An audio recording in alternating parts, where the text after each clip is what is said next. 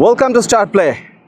সিডনির Parramatta stadium থেকে হাসান মাহাদি আপনাদের সাথে আছি।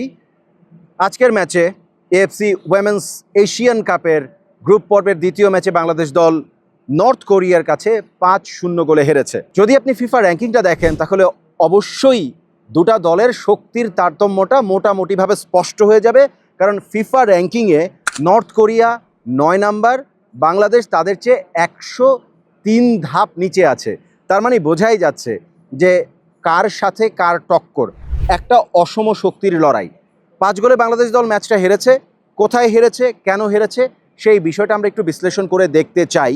আমি যদি একটু ম্যাচের স্ট্যাটাস দেখি তাহলে প্রত্যেকটা আলাদা আলাদা বিষয় নিয়ে কথা বলতে পারবো। শর্টস, কোরিয়া ডিপিআর শর্টস নিয়েছে 29টা। বাংলাদেশ দল কোরিয়ার গোলমুখে একটাও শট নিতে পারে নাই। এই জায়গাটা স্পষ্ট কোরিয়ার অ্যাটাক লাইন কতখানি শক্তিশালী, কত বেশি ক্ষুরধার। স্পেশালি 29টা শট যখন তারা নিয়েছে, বোঝাই যাচ্ছে যে বাংলাদেশের ডিফেন্সের ওপর দিয়ে মোটামুটি একটা ঝড় বয়ে গেছে। দ্বিতীয় হচ্ছে শটস অন টার্গেট। টার্গেটে কটা শট নিতে পেরেছে দুই দল। কোরিয়া ডিপিআর শট নিয়েছে 11টা, যেখানে বাংলাদেশ দল যেহেতু একটা শটও নিতেই পারে নাই অপোনেন্টের গোলমুখে, সুতরাং শট অন টার্গেটের প্রশ্নই ওঠে না। 11টা শট টার্গেটে নিয়ে কোরিয়া গোল বের করে নিয়েছে 5টা। এখন যদি আমরা একটু বল পজিশনের জায়গায় দেখি তাহলে 61% বল পজিশনে রেখেছিল কোরিয়া ডিপিআর, এখানে বাংলাদেশের 39% এক্স্যাক্টলি। এবং বাংলাদেশের যে 39% বল পজিশন, সেটা অবশ্যই বাংলাদেশের ডিফেন্স লাইনে। তার মানে প্রতিপক্ষের সীমানায় গিয়ে বল নিয়ে ঢুকে পড়া বা সেরকম ড্রিবলিং বা প্রতিপক্ষের সীমানায় মিনিমাম লেভেলের থ্রেট তৈরি করা, সেটা কিন্তু বাংলাদেশের ফরওয়ার্ড লাইন বাংলাদেশ পারে নাই। স্পেশালি ঋতুপর্ণার কথা যদি আমি বলি, আজকে ঋতুপর্ণাকে এত ভালোভাবে মার্ক করে রেখেছিল কোরিয়ান ডিফেন্ডাররা যে ঋতুপর্ণা গোটা ম্যাচে সেভাবে বলে খুব একটা টাচ করতে পারে নাই, এবং তাকে স্পেশালি বোতলবন্দি করে রাখা, যে কথাটা আমরা বলি, একদম সেভাবেই তাকে বন্দি করে রাখা হয়েছিল। কোরিয়ান কোচ গতকালকে প্রেস কনফারেন্সে একটা কথা বলেছিলেন যে ঋতুপর্ণা সাচ আ প্লেয়ার যিনি একটা ম্যাচে সুযোগ তৈরি করতে পারেন। একটা মাত্র প্লেয়ারকে আটকে দিয়ে বাংলাদেশের অ্যাটাকিং সার্কিটটাকে একদমই ধসিয়ে দেওয়ার কাজটা করেছে কিন্তু কোরিয়ান ডিপিআরের ডিফেন্ডাররা। আমরা যদি দেখি ফাউল, তাহলে বাংলাদেশ দল ফাউল কমিট করেছে মাত্র 2টা। On the other hand Korea DPR 9টা ফাউল কমিট করেছে। তার মানে বোঝাই যাচ্ছে যে গোটা ম্যাচে বাংলাদেশ যখনই বলটা পেয়েছে, সেকেন্ড বলটা বা থার্ড বলটা কিন্তু আর বাংলাদেশ দল তাদের নিয়ন্ত্রণে রাখতে পারে নাই, ম্যাচের 2-1টা ব্যতিক্রম ছাড়া। তার মানে কোরিয়ার 9টা ফাউলের অর্থ হচ্ছে ফিজিক্যাল অ্যাজিলিটি। যখন যেখানে ট্যাকেল দরকার, ফাউল দরকার, যখন বল নিয়ন্ত্রণের বাইরে চলে যাচ্ছে, কোরিয়ান মিডফিল্ড বলেন, কোরিয়ান ডিফেন্ডাররা বলেন, তারা কিন্তু সময় মতো ফাউলটা করেছে। কখনো কখনো ফাউল যে খারাপ জিনিস ফুটবলে তা কিন্তু না। সামটাইমস ফুটবলে ডার্টি ওয়ার্ক ভেরি ইম্পর্ট্যান্ট, এবং সেটা 9টা ফাউল দেখলে বোঝা যায়। বাংলাদেশ দল ইয়েলো কার্ড খেয়েছে 3টা। তার মানে বাংলাদেশ দল যে ফাউল করেছে সেখানে 2টাই ইয়েলো কার্ড কিন্তু আছে। তার মানে বাংলাদেশ দল খুব একটা বুঝে ফাউল করতে পারে নাই। রেড কার্ড নাই, অফসাইড 7বার হয়েছে কোরিয়া ডিপিআর। তার মানে গোল লাইনে তারা এত বেশি উপস্থিত ছিল বা তাদের উপস্থিতি এত বেশি আধিপত্যের সাথে ছিল যে বাংলাদেশ তাদের 7টা অফসাইড হয়েছে এবং তারা গোলমুখে বারে বারেই হানা দিয়েছে। একই সাথে কর্নার 6টা আদায় করে নিয়েছিল কোরিয়া, যেখানে বাংলাদেশ দল একটা কর্নারও আদায় করতে পারে নাই। এটা আমি বললাম পরিসংখ্যানের বাইরে ম্যাচটাকে যদি আমি একটু ডিফারেন্ট ওয়েতে অ্যানালাইসিস করি তাহলে বোঝা যাবে যে দুই দলের শক্তির পার্থক্যটা আসলে কোথায়।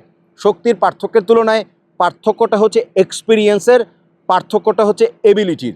কোরিয়া ডিপিআর ঠিক যত প্রফেশনাল দল, বাংলাদেশ নারী ফুটবল দল এখনও পর্যন্ত সেই প্রফেশনালিজমের জায়গায় গিয়ে পৌঁছাতে পারে নাই। না পারির কথা, কারণ প্রথমবারের মতন বাংলাদেশ নারী ফুটবল দল উইমেন্স এশিয়ান কাপে খেলতে এসছে। কোরিয়া ডিপিআর 3বারের চ্যাম্পিয়ন। শুধুমাত্র 3বারের চ্যাম্পিয়ন সে কথা বলা যাবে না। নারী ফুটবল দলের যে ফিফা র্যাঙ্কিং আছে সেখানে জাপানের পরেই কিন্তু এই কোরিয়া ডিপিআরের অবস্থান, এবং বয়সভিত্তিক ওয়ার্ল্ড কাপ জেতার এক্সপিরিয়েন্স এই দলটার আছে।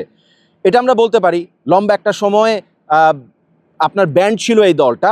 তার মানে 10 বছর বা 13 বছরের মতন তারা ইন্টারন্যাশনাল ফুটবলের বাইরে থাকার পরে যখন তারা এবার ওয়েমেন্স এশিয়ান কাপে খেলতে এসছে, তখন তারা সেই প্রতিশ্রুতি দিয়েই এসছে যে এবার তারা ট্রফির অন্যতম দাবিদার, এবং মাঠের খেলাতে সে জিনিসটা মোটামুটি স্পষ্ট। আমি তো পরিসংখ্যান দিয়ে বুঝিয়েছি। পাসিং অ্যাকিউরেসি আমরা যদি দেখি, কোরিয়ান ফুটবলারদের পাসিং অ্যাকিউরেসি অন এভারেজে 80% এভাব, এবং তারা যখন বল নিয়ে মুভ করে গোটা দলটা অ্যাট এ টাইম মুভ করে। চমৎকার passing, very good running, very good pace, specially তাদের উইংয়ের ব্যবহার এত ভালো যে তারা যখন শাফল করে, উইঙ্গাররা যখন ওপরের দিকে আসে তখন নাম্বার 9 ঠিক জায়গায় চলে যায়, মিডফিল্ডাররা সেখান থেকে ওপরের দিকে উঠে আসে, নিজেদের মধ্যে জায়গা এক্সচেঞ্জ করা, এবং উইং ব্যাক তারাও কিন্তু প্রচণ্ড পেসে ওপরে ওঠে, আবার যখন অপোনেন্ট অ্যাটাক করে তখন কিন্তু নিচের দিকে এসে ডিফেন্স লাইনটাকে ঠিকঠাক করে। আমরা একটু শুরুতে যাই ম্যাচের। বাংলাদেশ দল কোন ফরমেশনে নেমেছে? বাংলাদেশ দল দুটা পরিবর্তন নিয়ে আজকে মাঠে নেমেছিল। দুই পরিবর্তনের পরে যদি আমরা দেখি, পিটার বাটলার আসলে ফরমেশন সাজিয়েছিলেন কোনটা, তিনি প্রেস কনফারেন্সে বলেছিলেন যে we have a plan.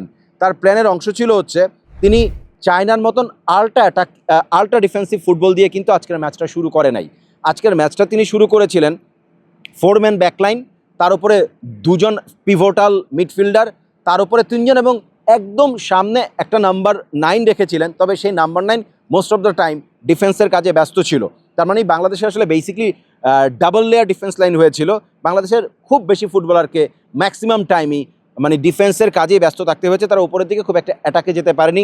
Specially ঋতুপর্ণার কথা আমরা বলেছিলাম যে ঋতুকে ঠিক যেভাবে মার্কিং করে রাখা হয়েছে বা বোতলবন্দি করে রাখা হয়েছে, যে তিনি একটা খুব বেশি মুভমেন্টের সুযোগ পান নাই, তার কাছে খুব একটা বলের সাপ্লাইও যায় নাই, এবং তিনি যে মাঝে মাঝে সোলো অ্যাটেম্পট আনেন, সেই অ্যাটেম্পটেরও আজকে সুযোগ কিন্তু কোরিয়ান ডিফেন্ডাররা তাকে দেন নাই।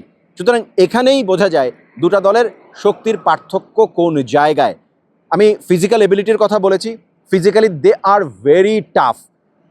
ফিজিক্যাল চ্যালেঞ্জে তাদের সাথে কুলিয়ে ওঠা বা পেরে ওঠাটা খুবই মুশকিল, সেই জায়গায়ও বাংলাদেশ দল অনেক পিছিয়ে। তারপরেও প্রতিপক্ষ যখন এতই প্রবল, সেই প্রবল প্রতিপক্ষের বিপক্ষে অন্ততপক্ষে প্রথমার্ধের 45 মিনিট বাংলাদেশ দল কিন্তু কোনো গোল হজম করে নাই। যদিও কোরিয়া ডিপিআর সেই সময়টাতে একাধিকবার বল জালে জড়িয়েছে, অন্ততপক্ষে 3 বার। সেই 3টা সুযোগ ভিএআরের কারণে নষ্ট হয়েছে। একটা পেনাল্টির কল ছিল, সেই পেনাল্টিটাও ভিএআরের কারণে বাদ হয়েছে। ওভারঅল এই ম্যাচে কোরিয়ার একক আধিপত্য। ডেফিনেটলি বাংলাদেশের ইয়াং মেয়েরা এইখান থেকে যে অভিজ্ঞতাটা তারা নিতে পারবে বা যে অভিজ্ঞতা সঞ্চয় করতে পারবে, অন্ততপক্ষে 9 তারিখে উজবেকিস্তানের বিপক্ষে বাংলাদেশের একটা ম্যাচ আছে, সেটা ইম্পর্টেন্ট একটা ম্যাচ। এই কারণে ইম্পর্টেন্ট যে সেই ম্যাচে কোরিয়া কিংবা চীনের তুলনায় উজবেকিস্তান ফিফা র্যাঙ্কিংয়ে কিছুটা বেশ খানিকটা নিচের দিকে আছে, এবং বাংলাদেশের জন্য অন্ততপক্ষে সহজ প্রতিপক্ষ বা একটা টার্গেট হতে পারে উজবেকিস্তান। সেই ম্যাচটা হবে পার্থে মার্চের 9 তারিখ। সেই ম্যাচে বাংলাদেশ যদি জিততে পারে বা ম্যাচটা যদি ড্র করতে পারে, অন্ততপক্ষে একটা পজিটিভ নোট বা গুড নোটে এবারকার প্রথমবারের মানে প্রথম এশিয়ান উইমেন্সের জার্নিটা বাংলাদেশ দল শেষ করতে পারবে। সবচাইতে বড় কথা, এই বাংলাদেশ দলটার পোটেনশিয়াল, এই বাংলাদেশ দলটার সেই সামর্থ্য আছে, যারা কিনা সঠিক পরিচর্যা পেলে, গুড ফ্যাসিলিটি পেলে, বিশ্বমানের সুযোগ সুবিধা পেলে এই দলটা কিন্তু একটা সময় বাংলাদেশের পতাকাটা বিশ্বের বুকে অন্তত গর্বের সাথে ওড়াতে পারবে। সেই বিশ্বাসটা আমরা রাখতেই পারি।